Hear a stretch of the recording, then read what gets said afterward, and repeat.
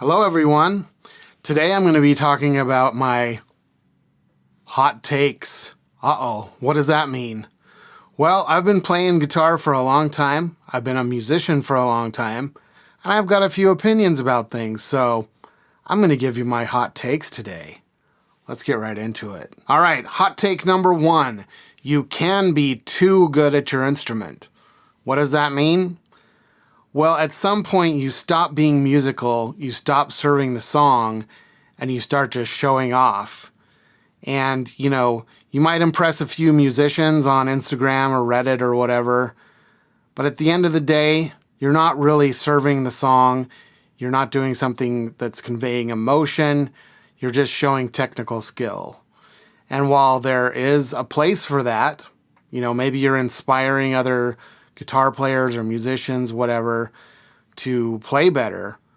But aside from that, it gets boring really fast. Is music really about showing off, or is it about relating to people, conveying emotion? I really just want to hear a good song, and so do most people. If you want to show off for other musicians, that's great. There is a place for that, there's a time for that. But if your goal is to be a great musician that can relate to the most amount of people, technical skill is only going to take you so far. Hot take number 2. I don't really like the 25-inch scale, the one that PRS uses. It just kind of is the worst of both worlds. It doesn't have that snappy goodness that the 25.5-inch scale has, and it doesn't have that swampy bendy that the 24 3/4 scale has. It's just kind of this weird purgatory in between the two. I just don't seem to get along with it well. Hot take number 3. Gibson and Fender make great guitars. I don't know why this has to be a hot take, but they really do. And yes, they are worth the money. They're not overpriced. Gibson builds all their guitars by hand in a shop in the United States. A hand-built instrument is going to have a vibe to it. Is it going to be perfect every time? Maybe, maybe not. But you know what? I've tried a lot of Gibsons, I own a few, and they got a vibe. They just do. If you don't like them or think they're overpriced, go check the prices adjusted for inflation. They've stayed pretty much exactly the same since they came out. And Fenders, I own a lot of Fenders, I've played a lot of Fenders, and with the right setup, they're always great. I've never had a bad one.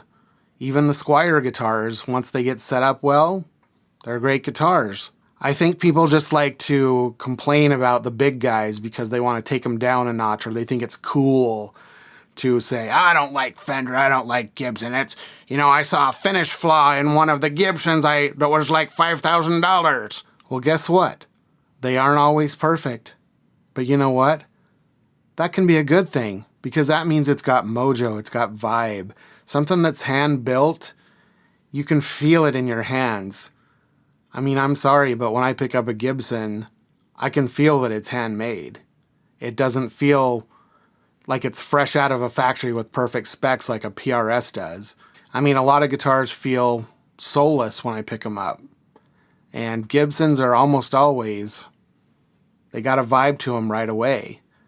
And Fenders do take a little bit of breaking in, but once you've had it and you've played it a little bit, they break in really well and they feel great. And the nice thing about Fenders too is they're so easy to mod. They have so many interchangeable parts. If you don't particularly like the neck, you can get a new one. I've gotten Fender replacement necks that just right out of the box played perfect. Why do you hate Fender? I don't get it. And on that theme, for number 4, my hot take is there seems to be 3 camps of guitarists out there when it comes to guitars. Camp number 1 is I need everything to be absolutely spotlessly perfect. If it's not a PRS that has got 0 flaws in the finish or something like that, then it's not even playable. I saw a slight scratch on the back of the neck plate. This thing is unplayable. Or you have number 2, who won't play anything that isn't vintage or isn't already worn in. So it has to have mojo or it's completely soulless. There's no way a nice guitar could ever be any good. And then number 3, you've got the crazy, chaotic people who are just like, I got this Jackson Flying V and I'm going to play folk music on it. Total chaos. Like, I just think it's really funny that people will talk about finish flaws in guitars and they never even mention how well a guitar plays. It's like, is the finish flaw affecting how well it plays? I actually intentionally like to get demo models, for example, off Sweetwater because they already have flaws. So, like, I can pick it up and just play it without worrying about scratching it or ruining it. Do I like the full-on, relic stuff? Not necessarily. Do I want a vintage instrument? Absolutely not. Because those things could have all kinds of problems, warped necks, you name it. And why would you want to play a $20,000 Strat from the 50s? It's a collector's item. It's not something you want to play. But at the end of the day, get what makes you happy. And if, taking a magnifying glass to the finish is what makes you happy, great. Hot take number 5. I hate Indian Laurel. Why are they using that on fretboards? It's literally a garbage wood to me. I'm sorry. It feels like waxy cardboard. I hate it. It never looks good either. Why do they use it? Why do they use it? I know it's because of the whole rosewood problem, but can you use literally anything else? There's just something about it that denigrates the feel of the guitar, and every neck that I've ever had that has Indian Laurel on it just doesn't feel right. It's weird. Maybe it's just my imagination, but it's a garbage wood. Come on, who we kidding here? Hot take number 6. Guitar, if you're a guitarist, is usually the least important instrument in the band. You may be shocked to hear that, but it's true. First of all, the rhythm section is absolutely critical, especially if you're playing anything that has any feel in it at all. The fact of the matter is, the rhythm section is the most important part of any band, and for most genres of music, it is the most important. Drums and bass are the engine of a song. Without them, you rarely have any groove or feel. It determines, are people dancing? Are they feeling it?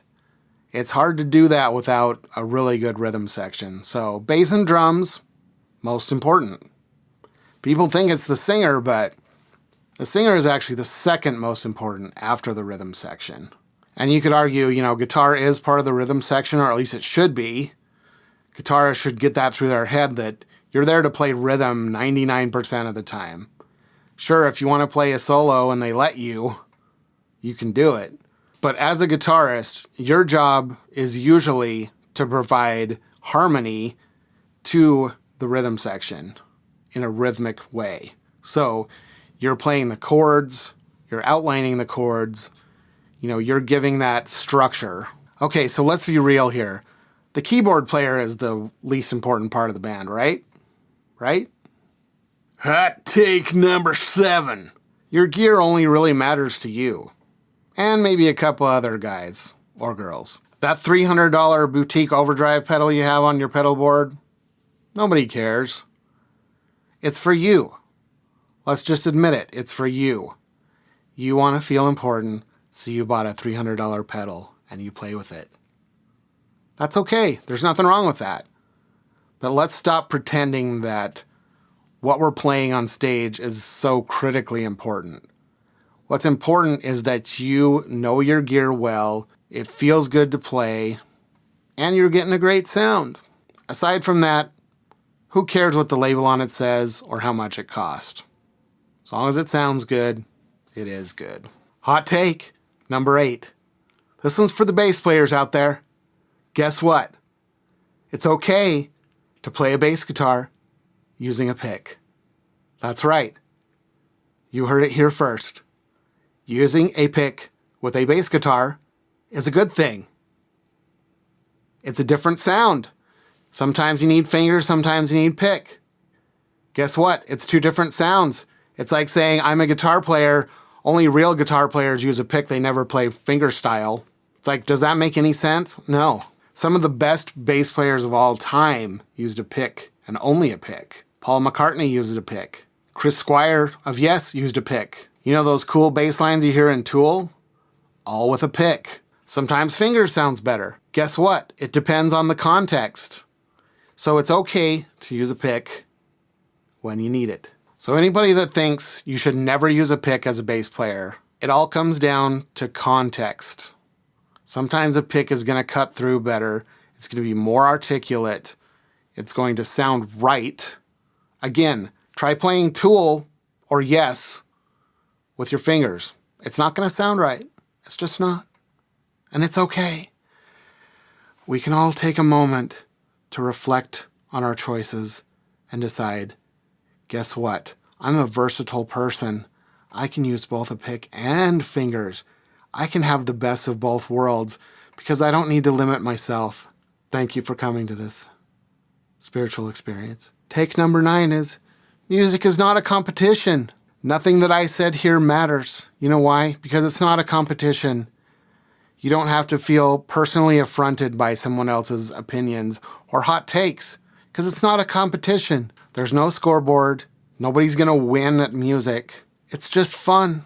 It's a way we communicate emotion. Nobody's going to give you a trophy for playing the most notes in 30 seconds, I promise. Your band is not in competition with other bands, even if they're the same genre. Why do you think Metallica, Megadeth, Anthrax, and Slayer tour together? It's a good thing that they all are in the same genre, right? The difference is they don't all sound exactly the same. So if you're worried about music being a competition for you, whether you're in a band or you're an individual, maybe try being yourself. Don't try playing like someone else, because the only time you're in competition is if you're trying to outdo someone else at the exact same thing. And that's not what music is about. It's about being yourself, individuality. Just play what makes you happy, and other people will probably come along for the ride. And if someone else is playing something great, don't look down on them or be jealous of them. Be happy that there's someone else out in the world doing what you do, and you can all support each other. If you really like them, say, hey, can I open for you sometime? Or can we play together? Maybe we can collaborate on a song. So they're not your competition. They're your support group. All right, so those are my hot takes for the day. Maybe I'll do more in the future. Maybe I'll make enough people mad that I won't be able to do any more videos. If so, let me know in the comments. What are your hot takes? What do you think of my hot takes? Remember, we're all just trying to make cool sounds here and not go crazy, right? And the world's bad enough. Why do we need to complain? Why do we even need to have hot takes? Who cares, right? Well, if you like this video, make sure to like and subscribe and all that stuff everybody tells you to do, because it actually does help. Until next time, we'll see you later.